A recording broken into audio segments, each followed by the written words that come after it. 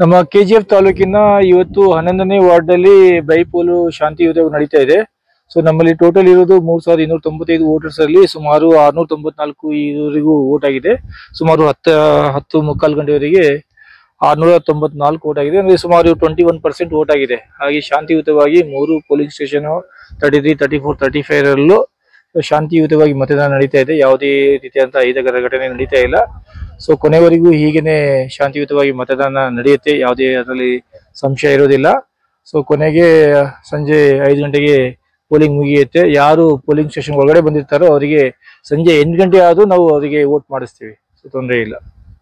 Polling எல்லாம் எப்படி போயினுக்குது? எல்லாம் அருமையாக போயினுக்குது. எலெக்ஷன் வந்து 100% நாங்கள் வின் ஆகிறோம். காங்கிரஸ் கேண்டிடேட் எந்த டவுட்டும் இல்லை.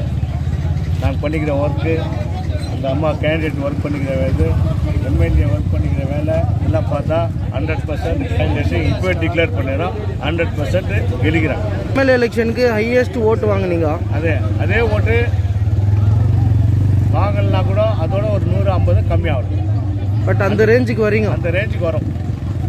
ரமேஷ் எவ்வளோ வாங்கினார் எம்எல்ஏக்கு, அந்த ரேஞ்சுக்கு 100% வாங்கியே ஆகிறோம். கெலிக்கி அந்த அம்மா கெலிச்சு எடுத்துன்னு போயிட்டு எம்எல்ஏ கையில் கொடுக்கும்.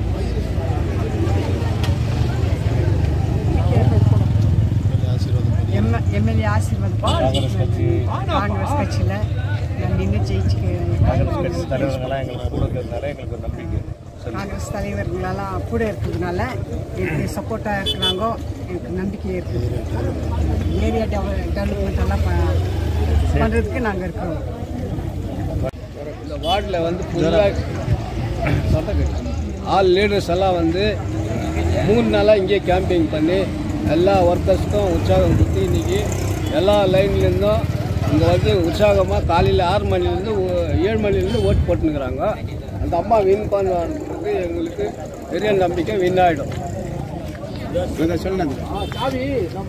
வார்டு நம்பர் 11 பை எலெக்ஷனில் வந்து எம்எல்ஏ வந்து இன்சார்ஜ் கொடுத்துருக்குறாங்க.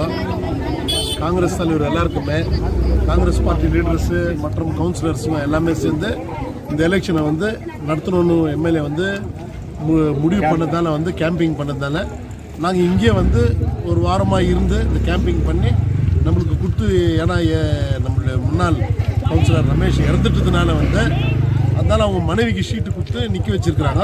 அவங்களுக்கு ஒர்க் பண்ணுன்னு சொல்லி எங்களுக்கெல்லாம் இது பண்ணியிருக்காங்க. எம்எல்ஏ சொல்லியிருக்காங்க. நாங்கள் எல்லாம் பண்ணியிருக்கோம். 100% வின்னிங் கேண்டிடேட்.